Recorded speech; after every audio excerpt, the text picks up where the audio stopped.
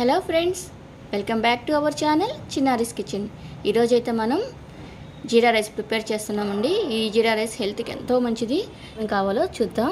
చూడండి, నేను ఈ విధంగా అన్నం తీసుకొని కొంచెం చల్లార్చుకున్నాను. మీకు ఎంత క్వాంటిటీ కావాలో అంత తీసుకొని అన్నాన్ని అయితే చల్లార్చాలండి. నెక్స్ట్ ఆయిల్ అన్న వేసుకోవచ్చు, గీ అన్న వేసుకోవచ్చు అండి. నేనైతే ఆయిల్ వేస్తున్నాను. గీ కూడా యూజ్ చేస్తారు చాలామంది, ఎక్కువగా అయితే గీనే యూజ్ చేస్తారు. మీకు కావాలంటే ఇది ఆప్షన్ అండి. ఆయిల్ అన్న గీ అన్న మీ ఇష్టం ఏదైనా వేసుకోవచ్చు. నెక్స్ట్ కరివేపాకు, కాజు అండి. మీకు ఎక్కువ తినాలి అనుకుంటే టేస్ట్కి ఇంకొంచెం ఎక్కువ వేసుకోవచ్చు. నేనైతే కాజుని ఈ క్వాంటిటీ తీసుకున్నాను. సరిపడినంత ఉప్పు, మిరియాల పొడి అండి. ఈ మిరియాల పొడి వల్లే ఇది కొంచెం ఘాటుగా ఉంటుంది. దీంట్లో మనం పచ్చిమిరపకాయలు, కారం ఏమి యూస్ చేయం కాబట్టి కొంచెం ఘాటు తగలాలంటే మిరియాల పొడి యూస్ చేస్తాం మనము.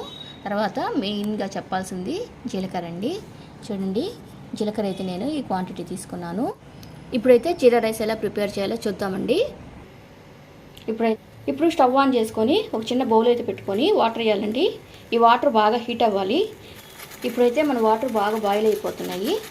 చూడండి, ఈ విధంగా బబుల్స్ అన్నీ పైకి రావాలి. చాలా బాగా బాయిల్ అవ్వాలండి వాటర్ మాత్రం. ఎందుకంటే మనం ఇప్పుడు జీలకర్ర దీంట్లో వేద్దాం కాబట్టి. ఇప్పుడు మన వాటర్ బాగా బాయిల్ అయిపోయి స్టవ్ ఆఫ్ చేసుకుందాం. మనం తీసి పెట్టుకున్న జీలకర్ర ఉంది కదా, ఈ జీలకర్ర అంతా ఇప్పుడు దీంట్లో వేసేద్దాం. చూడండి, జీలకర్ర ఉడకాల్సిన అవసరం ఏం లేదు. ఈ విధంగా అయితే 10 మినిట్స్ జీలకర్ర ఈ వేడి నీళ్ళలో బాగా నానాలి. ఈ విధంగా అయితే జీలకర్ర అంతా ఈ వాటర్లో యాడ్ చేసేయాలి. ఒక 10 మినిట్స్ ఇలా వదిలిపెట్టాలండి. అప్పుడు ఈ జీలకర్ర అంతా ఈ వాటర్లో బాగా నానిపోద్ది. అప్పుడే ఈ అన్నం టేస్ట్గా ఉంటుంది. ఈ విధంగా అయితే 10 మినిట్స్ వదిలేద్దాం. దీన్ని తర్వాత చూద్దాం. ఇప్పుడు మన జీలకర్ర చూడండి బాగా నానిపోయింది. ఈ వాటర్లోనే ఈ జీలకర్ర బాగా బాయిల్ అయిపోయి ఉంటుంది. చూడండి, బాగా చల్లారిపోయి నాకు చూపిస్తున్నాను. జీలకర్ర చూడండి మనం వేసేటప్పుడు ఫ్లాట్గా ఉంది. ఇప్పుడు చూడండి ఎంతంత లావుగా వచ్చిందో. సో ఈ విధంగా అయితే జీలకర్ర అంతా లావుగా వస్తేనే ఈ రైస్ అనేది చాలా టేస్టీగా ఉంటుందండి. ఇప్పుడైతే మనం జీలకర్రని స్ట్రెయిన్ చేసుకుంటాం. ఈ వాటర్ అంతా వంపేసుకొని జీలకర్ర ఒక్కటే తీసుకు పక్కన పెట్టుకుందాం. ఈ వాటర్ అయితే చాలామంది తాగుతారండి. పరగడుపున ఈ వాటర్ తాగితే చాలా మంచిది. పిల్లలకు కూడా ఈ వాటర్ తాపిస్తే కడుపులో పురుగులు ఏమన్నా ఉన్నా చనిపోతాయి. హెల్త్కి కూడా చాలా మంచిది. అరుగుదల శక్తి కూడా చాలా ఎక్కువగా ఉంటుంది. సో అందుకని ఈ వాటర్ని పడేయకుండా తాగవచ్చు. సో ఈ వాటర్ అయితే పడేయకుండా ఆయిల్ చూడండి, జీలకర్రని అయితే ఈ విధంగా వేరొక బౌల్లోకి స్ట్రెయిన్ చేసుకొని తీసుకోవాలండి. తర్వాత స్టవ్ ఆన్ చేసి ప్యాన్ పెట్టి ప్యాన్లో అయితే కొంచెం ఆయిల్ యాడ్ చేయాలి. నేను తీసుకున్న రైస్కి ఈ ఆయిల్ అయితే పర్ఫెక్ట్గా సరిపోతుందండి. హీట్ అవ్వాలి. ఇప్పుడు ఈ ఆయిల్ అయితే కొంచెం హీట్ అవ్వాలండి. ఆయిల్ హీట్ అవుతున్నప్పుడు ఆయిల్ హీట్ అయింది. ఇప్పుడు మనం తీసుకున్న జీడిపప్పులు ఏమైతే ఉన్నాయో ఇవైతే వేసేసుకుందాం.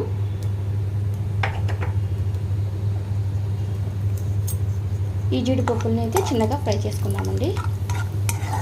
జీడిపప్పు కొంచెం రెడ్డిష్ వస్తే సరిపోతుంది. ఇంకా మన జీడిపప్పు చూడండి రెడ్డిష్ వచ్చేస్తుంది. ఇప్పుడు మనం తీసుకున్న జీలకర్ర ఏదైతే ఉందో దీన్ని వేసేసుకుందాం.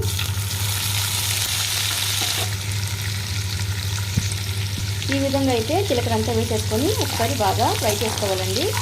బాగా ఫ్రై అయ్యేటప్పుడు మంచి వాసన అయితే వస్తుందండి మనకి. చూడండి, ఈ విధంగా బాగా తిప్పుకోవాలి. ఇప్పుడు మనం తీసుకున్న కరివేపాకు వేద్దాం. ఆయిల్లో బాగా ఫ్రై చేసుకోవాలండి. ఈ విధంగా ఆయిల్ అయితే బాగా ఫ్రై చేసుకోవాలి.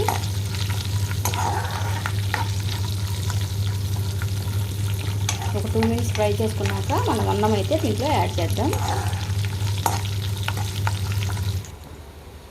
ఈ అన్నం మొత్తం దీంట్లో అయితే యాడ్ చేద్దామండి.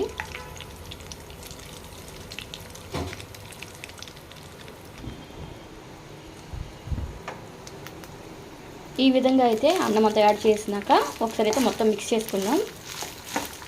అయితే అన్నం మొత్తాన్ని బాగా మిక్స్ చేసుకోవాలండి. చూడండి ఎంతో కలర్ఫుల్గా ఉంది. ఈ విధంగా మిక్స్ చేసుకున్న తర్వాత ఒక 2 మినిట్స్ అయితే అన్నం అంతా బాగా వేడవ్వాలి.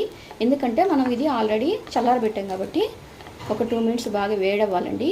కొంచెం వేడైనాక అప్పుడు మనమైతే సాల్ట్ యాడ్ చేద్దాం. ఇప్పుడే చల్లగా ఉన్న అన్నంలో యాడ్ చేయకూడదు. ఈ అన్నం అయితే కొంచెం వేడవ్వాలి. అప్పుడు దాకా మనం ఈ విధంగా అయితే మొత్తం తిప్పుతూ ఉండాలి, కింద అంటుకోకుండా. ఇప్పుడైతే మన అన్నం కొంచెం వేడయిందండి. మనం తీసుకున్న సాల్ట్ అయితే దీంట్లో యాడ్ చేద్దాం. చూసుకొని ఎంత అయితే సరిపోద్దో అంత క్వాంటిటీ యాడ్ చేసుకుందామండి. ఈ విధంగా సాల్ట్ యాడ్ చేసినాక ఒకసారి అయితే మొత్తం మిక్స్ చేద్దాం. చూడండి, ఈ విధంగా మొత్తం మిక్స్ చేసుకుంటూ ఉండాలండి అన్నాన్ని. ఈ ఉప్పు అన్నానికంతా బాగా పట్టేటట్టు కలుపుకోవాలి. చూసేదానికి ఎంతో కలర్ఫుల్గా ఉంది.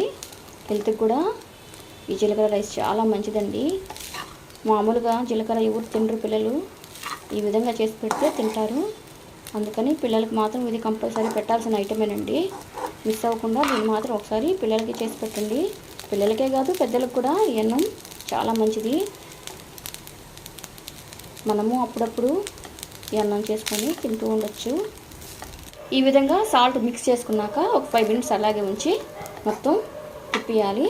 ఇప్పుడు మనం తీసుకున్న ఇప్పుడు యాడ్ చేద్దామండి. అయితే లాస్ట్ యాడ్ చేద్దాం. చూడండి, మనకి ఎంతైతే అవసరమో అంత వేసేసుకొని ఇప్పుడైతే మనం మిరియాల పొడిని యాడ్ చేసేసామండి. ఒకసారి అయితే మొత్తం మిక్స్ చేద్దాం.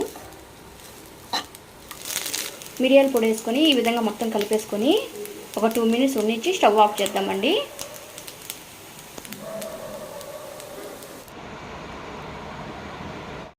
ఫైనల్గా మన జీరా రైస్ అయితే రెడీ అయిపోయిందండి. పిల్లలే కాదు పెద్దలు కూడా ఈ జీరా రైస్ చాలా మంచిది. పిల్లలైతే జీలకర్ర అస్సలు ఇష్టపడరు, అస్సలు తినరు. కానీ హెల్త్కి జీలకర్ర చాలా మంచిది. ఈ విధంగా చేసి పెడితే పిల్లలు ఇష్టంగా తింటారు. ఎందుకంటే దీంట్లో జీడిపప్పులు చూసేదానికి చూడండి ఎంత కలర్ఫుల్గా ఉందో. పిల్లలు ఎక్కువగా కలర్ఫుల్గా ఉండే ఫుడ్ని అయితే చాలా ఇష్టపడతారు. ఈ విధంగా చేసి పెడితే వాళ్ళ హెల్త్కి చాలా మంచిది. మీరు ఒకసారి ట్రై చేసి ఎలా ఉందో కామెంట్లో పెట్టండి.